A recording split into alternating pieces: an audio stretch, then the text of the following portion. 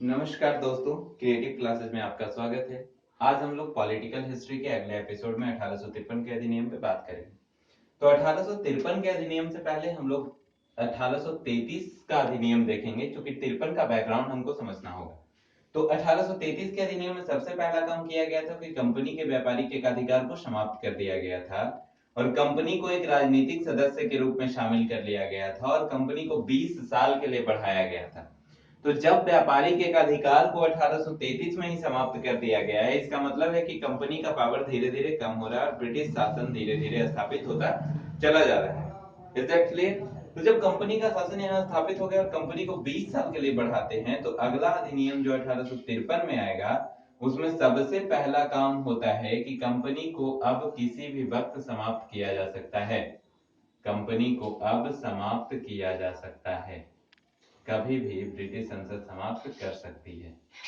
Company को British संसद कभी भी समाप्त कर सकती है। दूसरा काम होता है कि कंपनी के बोर्ड ऑफ डायरेक्टर्स में, जिसकी संख्या आपको पहले बताया जा चुका है 24, तो कंपनी के बोर्ड ऑफ डायरेक्टर्स में 24 सदस्यों में से 18 सदस्य ही बचे, यानी कि इसकी संख्या घटा करके 18 कर दी गई और इस 18 में से भी 6 सदस्यों की नियुक्ति राजा करता था, ब्रिटेन का राजा। ठीक है, यानी कि दूसरा काम बोर्ड ऑफ डायरेक्टर्स का संख्या घटाया गया और थोड़ा सा पावर ब्रिटेन के राजा को मिल गया। तीसरा काम होता है कि विधिक अधिकारी जो है, कानूनी पदाधिकारी, विधिक अधिकारी उसको पूर्णकालीन सदस्य बना देते हैं। विधिक अधिकारी को पूर्णकालीन सदस्य, इसका मतलब है कि इसका जॉब अब परमानेंट हो गया। पूर्णकालीन सदस्य बना दिए, इसका जॉब परमानेंट हो गया। और अब कानून बनाने के लिए इंग्लैंड के संसद ने एक विधि आयोग का गठन किया। इंग्लैंड में एक विधि आयोग का गठन किया, विधि आयोग का गठन किया। इसके साथ एक काम और हो जाता है यहाँ, चूंकि विधिक अधिकारी पूर्णकालीन सदस्य बन रहा है और यहाँ इंग्लैंड में विधि आयोग का गठन हो रहा है, तो इसके साथ एक काम और करते हैं जिसकी वजह से आप अभी पढ़ रहे हैं और जो आपको परेशान कर रहा है। वो काम है आपके पास सबसे बड़ा कि प्रतियोगिता परीक्षा। तो कर्मचारियों के लिए प्रतियोगिता परीक्षा का प्रारंभ हो गया। कर्मचारियों के लिए प्रतियोगिता परीक्षा का प्रारंभ पहली बार कब होता है? 1853 में। ये क्वेश्चन आपके लिए इंपॉर्टेंट है। ये क्वेश्चन आपसे पूछा भी जाएगा कि कर्मचारियों के लिए प्रतियोगिता परीक्षा का प्रारंभ पहली बार 1853 में हो रहा है। Is that clear? दूसरा है कि बंगाल के गवर्नर को अब सिर्फ बंगाल का गवर्नर बोला जा रहा है। इसका मतलब है कि बंगाल को एक अलग गवर्नर दिया गया। बंगाल को अलग गवर्नर दे दिया गया। जिनको सारी बातें नोट करना है नोट करते चलें, और जो नहीं कर सके वो लास्ट में स्क्रीनशॉट ले लें। ठीक है, अगला है कि गवर्नर जनरल अपनी परिषद के लिए अध्यक्ष नियुक्त कर सकता था। गवर्नर जनरल अपनी परिषद के लिए अध्यक्ष नियुक्त कर सकता था, उपाध्यक्ष भी नियुक्त कर सकता था। यानी कि उपाध्यक्ष ही नियुक्त करेगा, गवर्नर जनरल अपनी परिषद के लिए उपाध्यक्ष नियुक्त कर सकता था।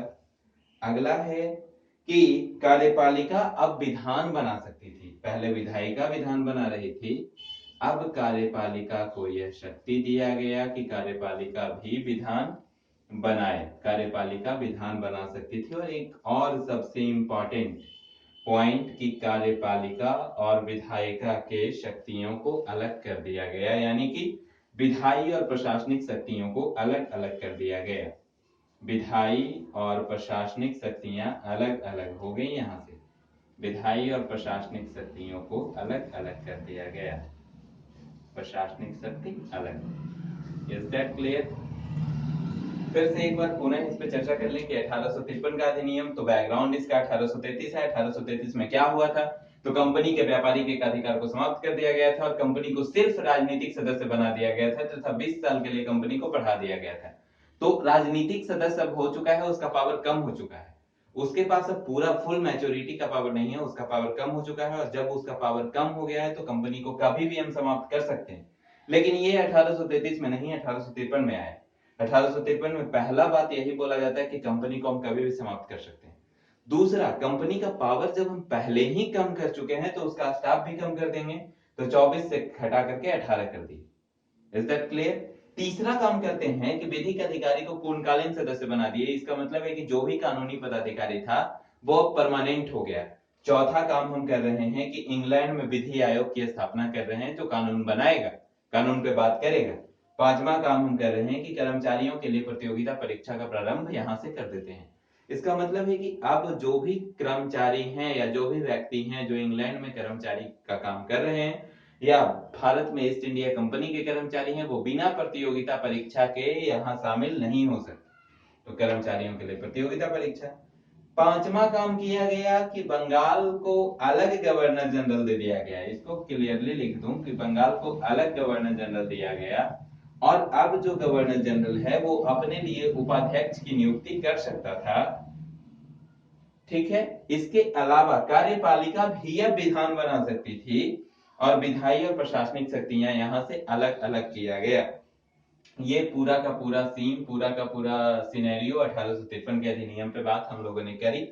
अगला एपिसोड जो होगा वो 1858 के अधिनियम पे होगा, लेकिन 1858 के अधिनियम को समझाने से पहले उसका पूरा बैकग्राउंड समझना जरूरी है, जिसके लिए हमको 1857 की क्रांति पर एक एपिसोड बनाना पड़ेगा।